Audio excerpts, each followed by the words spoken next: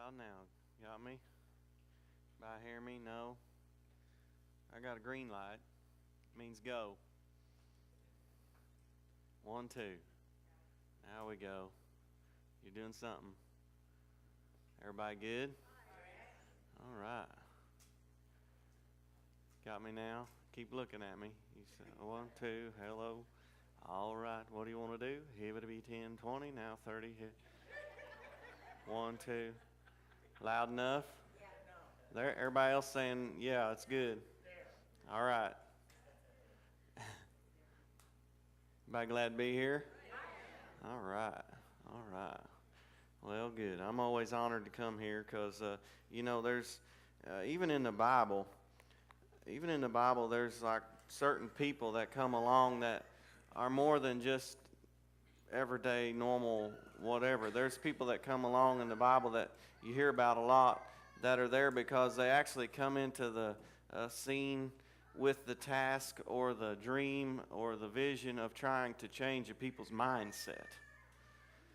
And that's different than just, okay, let's figure out a way to make the best of what we got here. It's like to come into a place where, your mission is to change someone's mindset. Now, that's a big thing. And so that's why I'm honored to be here. I'm honored to be hooked up with Dean Hammonds and Pat because that's his dream, that's his vision, that's his goal. Whether you realize it or not, it's like to change someone's mindset. That's why I appreciate grace so much, because grace is different than anything else that we've encountered. It's not just, it's a way of life. It's a lifestyle, and it's different than just religiosity that we've known or lived in. Or, so what has to actually happen to us, it is happening to us, is that we have to just get our minds reprogrammed and rechanged, and that may not necessarily happen overnight. So I know you guys have learned to appreciate them, but just to continue week after week to keep on hearing, to keep reprogramming, to keep putting it in there, to keep changing, is because it's the process, really, to what I believe being a believer is. You've entered into a process of being renewed and changed, and it's just like they sang that it's His love that changes us. Who still needs change? And Paul said it like this: I'm not ashamed of the gospel. It is the power of God.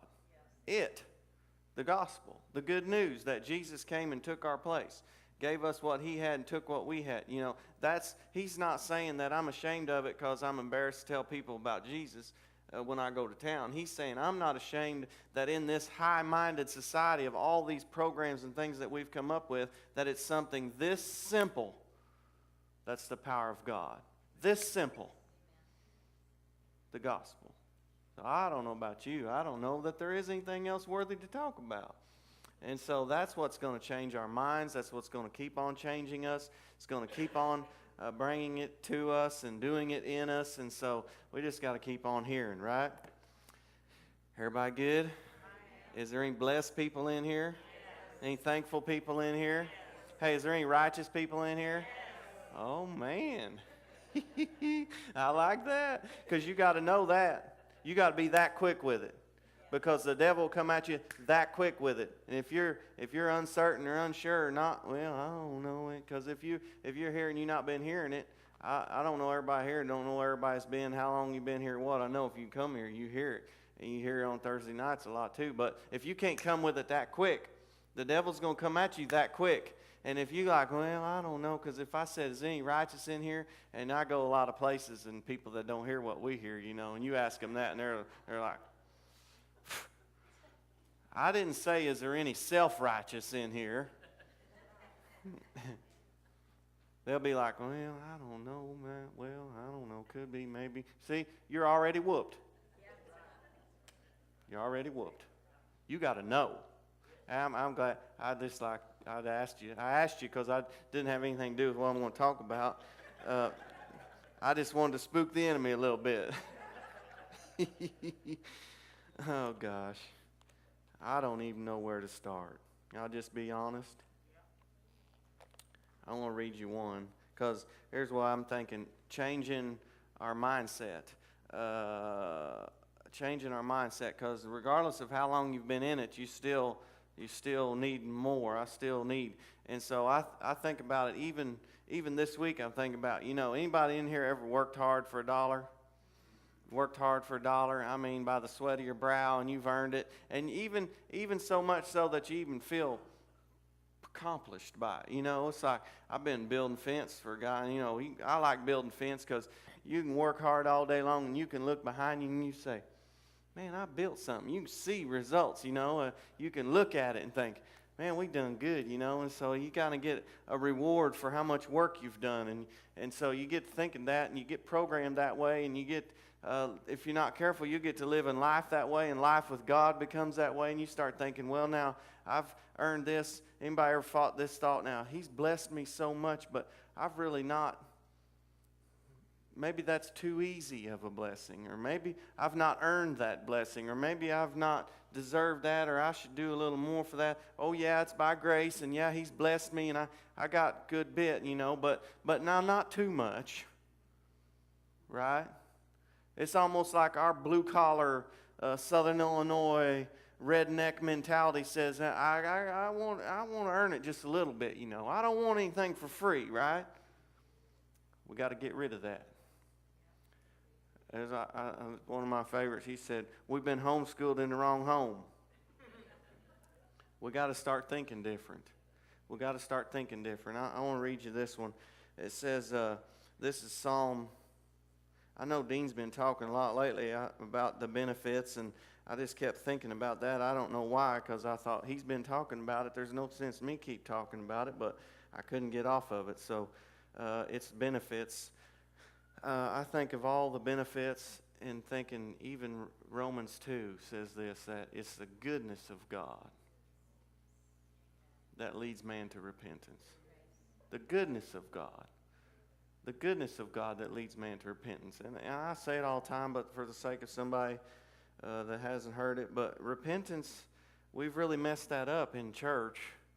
And thinking that, if the preacher will get up and preach real fiery and he'll hit on your shortcoming and make you feel guilty, and then at the height of the emotion, get the music up here and we'll sing a real sad song, tug on your heart, and if we can make you feel bad and low enough that you'll come to the front and you'll cry and you'll tell God how sorry you are, and I'm going to try harder. Right? Anybody? Ooh, I fell for that for a long time. And you can get up from that and dry your tears and go home unchanged. And you say, I'm going to try harder this time, Lord. I'm going to do better. And then that's why we had church on Wednesday. That's as long as we could make it. Oh, gosh, I'm sorry. Really, I'm not. But repentance, it's not that. The word means to change. Means changing your thinking. And so it's the goodness of God that brings about change. It's the goodness of God that brings about change. Well, if we still need change, and we're honest enough to say, I want more change, I want more. And so we think, God says it's my goodness in experiencing me and who I am and what I'm like, and just you living in that and experiencing me and my character and my ways and my stuff. That's what brings about change. So I would think if God knows that, I would say He would come up with some kind of program to say, I'm going to get as much of my goodness to you as I possibly can. And I'm going to create a new way, not the old way that it was based on you and your performance and how good you could be, but I'm going to create a new system, a new covenant that is based on Jesus and His performance and how good He is and what all He did. That way you can't be qualified or disqualified based on anything that you've done or not done or do or not do.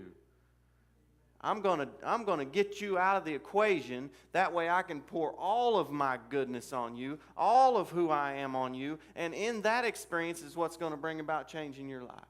God says, I'm going to remove everything from you that disqualified you from experiencing my goodness and my blessing and my character and my presence and my person.